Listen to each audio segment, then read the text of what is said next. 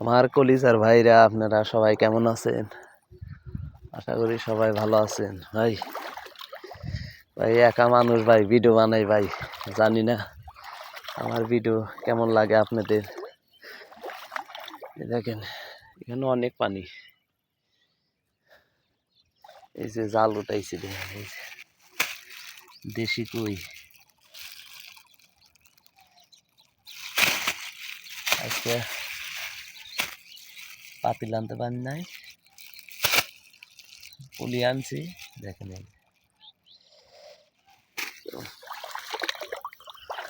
পানি ওই রে, ফুল কই রে, ও রে ফুল রে,